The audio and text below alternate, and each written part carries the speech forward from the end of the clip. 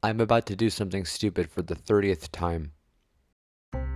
There's a button in my apartment labeled "Do not press under any circumstances." So I've pressed it 29 times. Once, it made my ex text me, "I miss us. We were never a thing." Another time, it made the moon blink. Just once. But no one talks about it. The 13th press started the fire. The 17th stopped it by removing oxygen from the zip code. Press 25 summoned a man entirely made of bees. He left a business card. It just said, "Soon." Press 29 made every mirror show me as an old-timey dentist. Even my phone camera. I'm not okay. Now I'm staring at it again, my hands hovering over it like it has amnesia. I know it's stupid. I know the world doesn't need this, but press 30 feels personal. Like the button and I have unresolved tension. So yeah, I'm about to do something stupid for the 30th time. Wish me luck! Or don't. Either way, it's already too late. Midlife apocalypse. I thought buying a motorcycle would fix things. It didn't. I quit my job, moved into a tiny cabin, adopted a dozen goldfish. Then the sky turned orange. Not a sunset, more like the world is screaming. The news said it was the apocalypse. I said, "Huh, finally, some excitement." People ran. I threw a party, complete with fireworks and a playlist titled "Last Night on Earth." Midlife crisis or end of days. Honestly, it felt the same. Now I'm the last guy dancing while the world burns. And honestly, I'm starting to like it. You thought this would be 60 seconds. I accidentally joined a cult. Again. It started with free snacks and a vague promise of community. So I said yes, because I'm weak. The pamphlets looked normal enough, until they weren't. Like when the welcome meeting involved chanting the alphabet backward. For 2 hours. The leader was a guy named Steve, or was it the Great Steve? Hard to say. He wore a robe and smelled like ramen and energy drinks. I showed up for 1 week. That was week 3. Now I'm a dedicated disciple, which means I vacuum the floor at midnight and sing lullabies to a statue of a rabbit. I tried to leave. They said, "Not until you've completed your initiation of eternal loyalty." Initiation involved eating a whole jar of pickled onions. Oh God, I hate pickled onions. So here I am, in the cult, again, waiting for the next snack break. At least the Wi-Fi's decent. That escalated slowly. It started with a missing sock. Just one. Nobody knows where it went.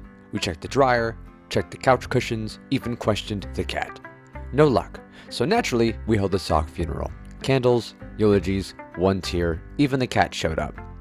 Then the neighbor complained about weird noises. We blamed the wind. Next morning, the sock was back. Sitting on the porch. Wetter. That's when the garden gnomes moved. Just a little, maybe a few inches. By weeks in, the gnome was standing on the roof. And the toaster started playing Flight of the Bumblebee on repeat. We called the police and they just laughed at us, said we were crazy. I suspect the cat. Now the sock keeps disappearing and showing up in increasingly ridiculous places. So yeah, that escalated slowly. The little exorcist that could. He was 6, wore a bow tie and carried holy water in a Capri Sun pouch. Said he got ordained on YouTube. His name? Milo. He showed up during my possession like it was a recess, kicked open the door and called the demon a loser nerd, and slapped me in the face with the SpongeBob Bible. The walls bled. He asked if I had snacks. The demon tried to escape into the dog. Milo just stared at it and said, "I don't think so, Beelzebub." The lights exploded. Milo didn't flinch. He was too busy drawing a pentagram in ketchup. 5 minutes later, the demon was gone, banished to a Lunchables container. He labeled it "Do Not Eat," damned soul inside. Then he left. No thank you, no invoice, just said, "Tell Satan I said hi," or don't, he's clingy. I sleep better now, mostly, except for the whispering from the fridge. Milo says that's normal, but he's got a science fair to win.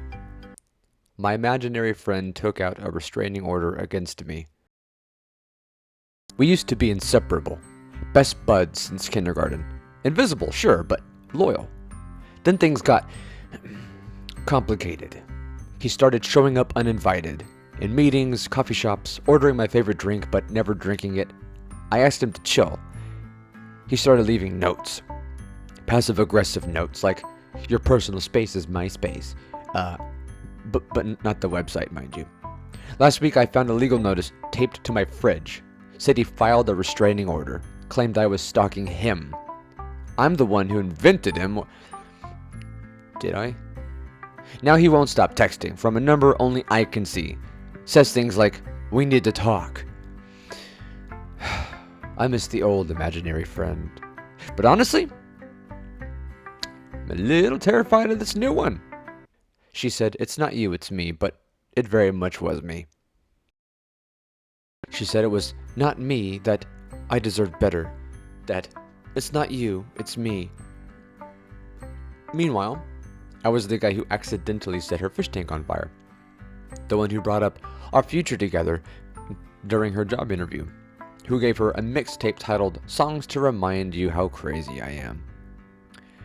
She tried to let me down gently.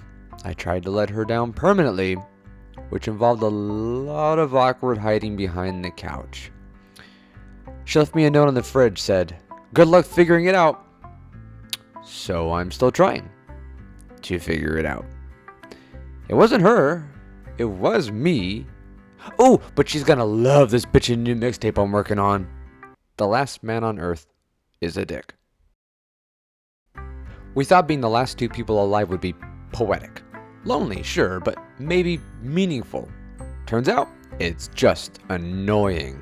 He immediately declared himself president of everything, built a throne out of lazy boys and old Funko Pops, asked me to address him as Your Highness of the End. He hoards all the canned peaches and calls it emergency diplomacy. I call it being a peach-hoarding bastard. He tags every building with "Humans rule" in hot pink spray paint. Misspelled humans once. Blame the apocalypse for it. He hosts daily press briefings with sock puppets. One's named Truth and the other's named Shut Up Karen, because I'm Karen. The radio crackled once. Someone else might be out there. He smashed it with a tire iron because, quote, "That's how the government gets you."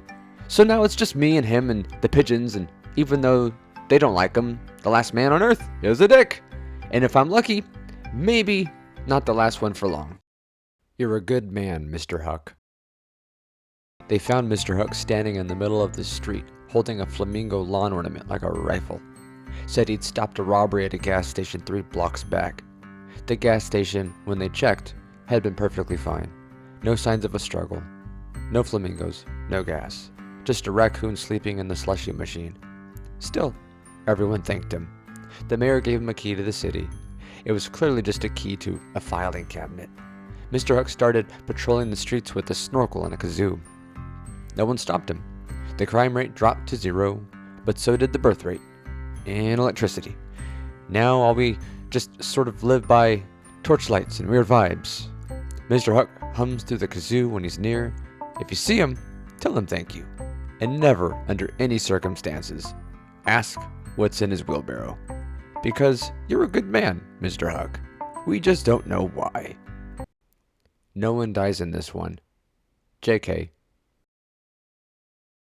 This time I promised myself it'd be different. No blood, no screaming, no ancient Latin scratched into the drywall. Just brunch. Just vibes. We rented a cabin in the woods because we haven't learned a single goddamn thing. 5 friends, 1 dog, and 1 cursed antique coffee grinder I swear I left at my ex's house. The first hour was peaceful. Then Kyle found the hatch in the floor. Of course, his dumbass opened it. There was a choir of voices whispering, "Leftovers." The dog floated briefly. Still, I kept saying, "No one's dying, not this time." Even when the shadows started coughing, even when Jenna began speaking in tongues before she choked to death on her own tongue, then Kyle exploded, like emotionally at first and then literally. Now the coffee tastes like secrets and the dog laughs every time it barks, so yeah. There aren't words in English to describe what happens next, just so you know. You can't trust a word I say, but that's a good start. The brilliance of poor judgment. It was Tuesday, which means everything was already terrible. I decided to adopt a ferret, because why not? They're cute. And also, apparently, miniature tornadoes with fur. Next I thought, hey, let's start a band. With zero talent and no instruments, we called ourselves the Misfires. Our first gig was at a retirement home, and they booed us politely. Then I bought a magic crystal online. It arrived with a note, use wisely. I dropped it. The power went out. Neighbors started howling, but I called it brilliant because only a genius could mess up this consistently. Now, my ferret's missing, the band's broken up, and the crystal? Still in pieces. Somehow the house smells like burnt toast and ferret shit. Maybe I'm not brilliant, just stubborn. Porn Braille. I found it at a thrift store. Thick black book, no title, just bumps. Curious bumps, rhythmic bumps, sensual bumps. And I don't read Braille, but my roommate's cousin does. He ran his fingers over one page and turned red. Said, oh my god, this is extremely specific. Apparently, it was smut. Vivid, poetic, and deeply concerning. Involving a centaur, a mime, and 2 gallons of strawberry syrup. Chapter titles included Moaning in Morse, 50 Shades of Texture, and The Moist Whisper of the Night Clerk. I took it to a Braille translator. She made it 4 pages in before excusing herself to take a long, judgmental walk. Now the bumps have started rearranging themselves, slowly, deliberately, like they're learning new kinks. Last night, the book opened itself, page 69. Of course, and somehow I understood it. I haven't looked at a peach the same way since. My therapist is part of the problem. At first, she seemed normal. Warm office, scented wax melts, that little sand garden no one touches. I told her about the dreams.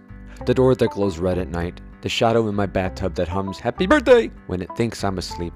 She nodded, took notes, and asked, have you tried just not inviting it in?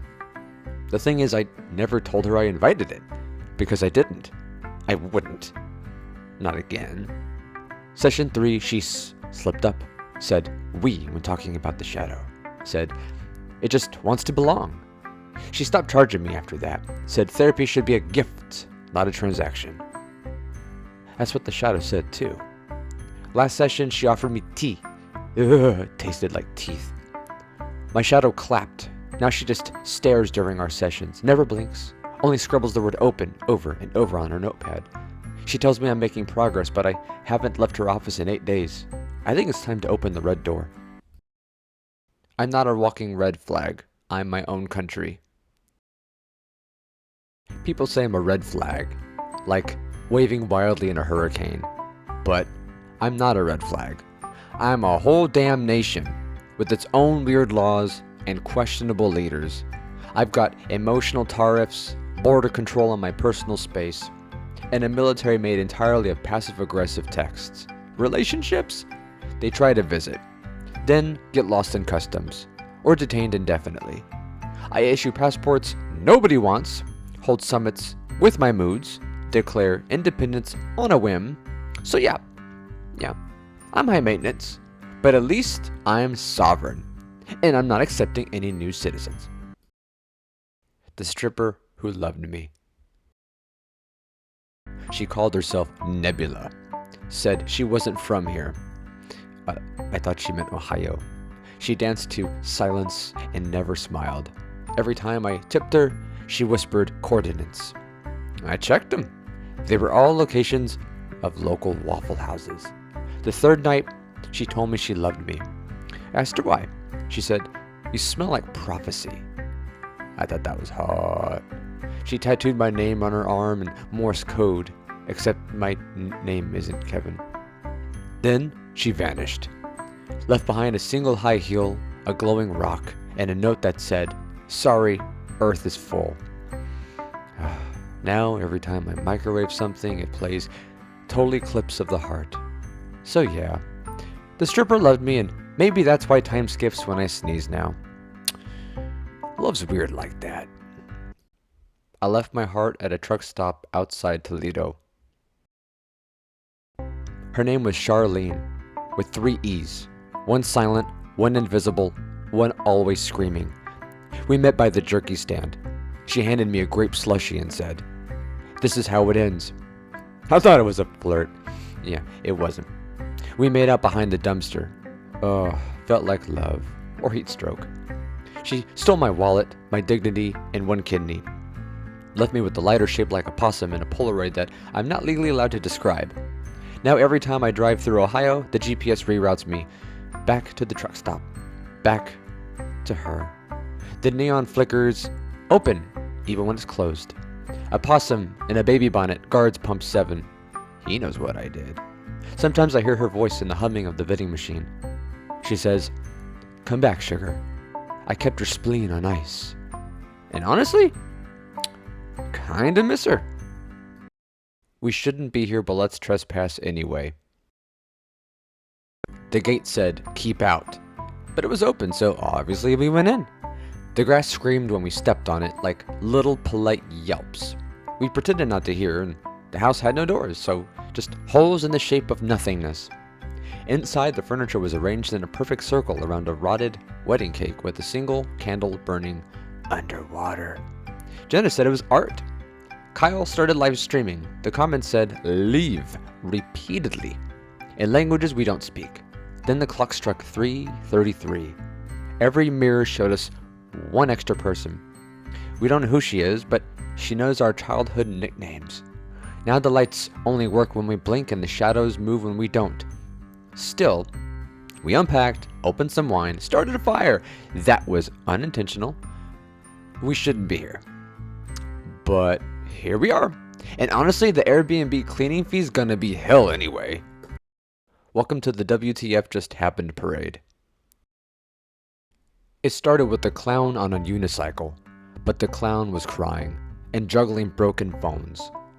Next came a marching band, except half the instruments were missing, so they just hummed loudly and out of tune. There was a giant inflatable banana. It deflated mid-parade, right onto the mayor's hat. Someone dressed as a dragon set off fireworks indoors. The fire alarm screamed for an hour. No one knew who called the fire department, but when the fire department arrived, all they brought were sticks and marshmallows. The Grand Marshal, a guy in a duck costume, who hissed instead of quacked. Everyone looked confused, including me, but I can't wait to come back next year. I lost my dignity at Disney World. It started with the churro. I was just minding my own business, walking through the park, then somehow I tripped. Not once, not twice, but 3 times, in front of a crowd of toddlers. A costume character, Mickey probably, asked if I was okay. I said, "I'm fine," while trying to hide a churro-stained shirt. Next, I got stuck on a ride for 2 freaking hours, with screaming children in a suspiciously sticky seat. By the end of the day, I'd lost my dignity, along with my phone charger, sunglasses, and a small part of my soul. But hey, at least the fireworks were pretty. My ex invited me to her funeral. The envelope was handwritten. No return address. Just, "You should come. It'll be fun." Inside was an invitation. Her name, a date. Dress sharp. No crying. I hadn't heard from her in 5 years. Not since the petting zoo incident. I showed up late. There was nobody. Just a velvet chair, a slide projector, and a live harpist. The slideshow was mostly photos of her glaring at people. One of them was me, mid-sneeze. Then she walked out. Alive. Wearing black like it was a prank show. Said she just wanted to see who'd show up. Said she only invited people who disappointed her. She hugged me and whispered, "You made the cut." I don't know if I should feel honored, but I took a cupcake on my way out. Faking your own death is a lot of work. First of all, you need a body, or at least something that looks like one, fast enough. I went with a flaming kayak and a goodbye note written on a Walmart receipt. In hindsight, it was too poetic. People got suspicious. Second, you can't just vanish. You have to stay gone, which is weird when your face is on your own Netflix account.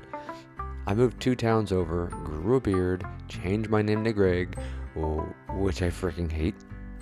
Greg works in accounting. Greg doesn't laugh too loudly. Greg doesn't have enemies, but I do. Last week, someone at the grocery store called me by my real name. I froze. She just said, "You look tired."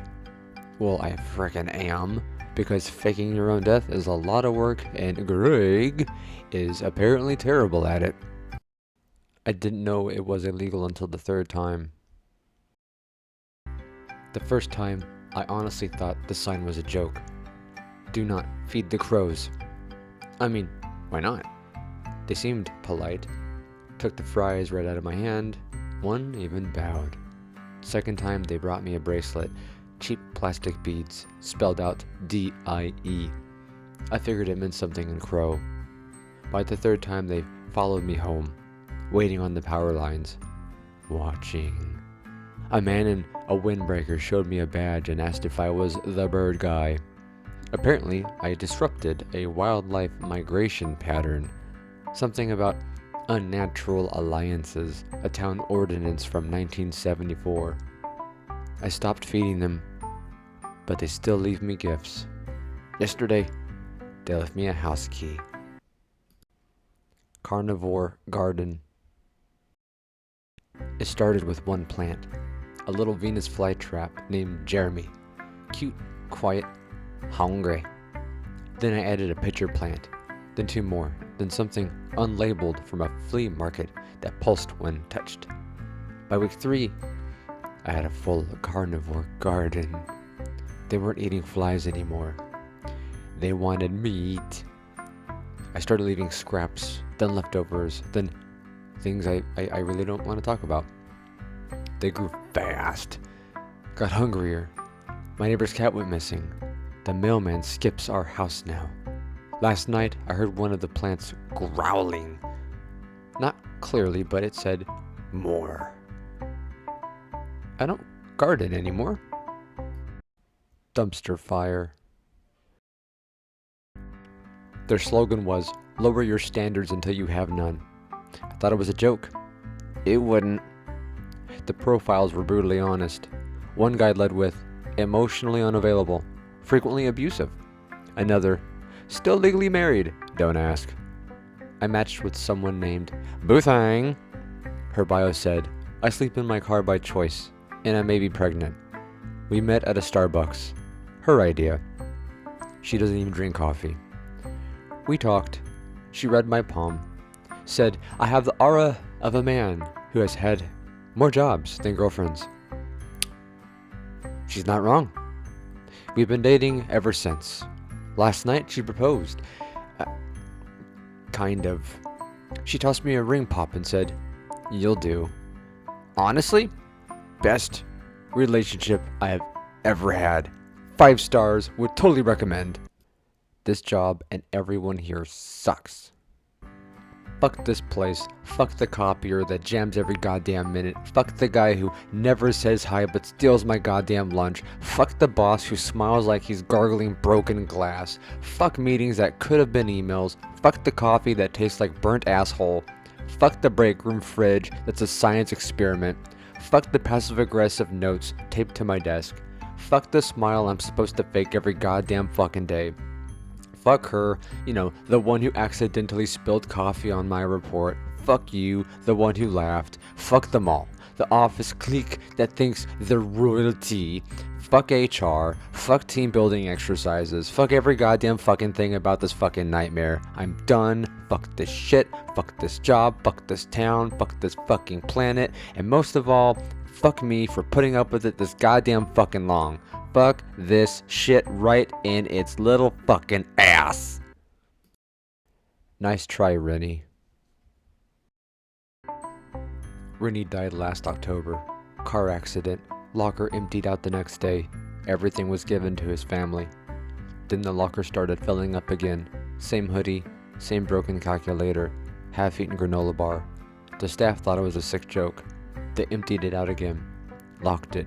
Changed the combo. Next day, his stuff was back. New detention slip, notebook with scribbles, mostly doodles of angry cats.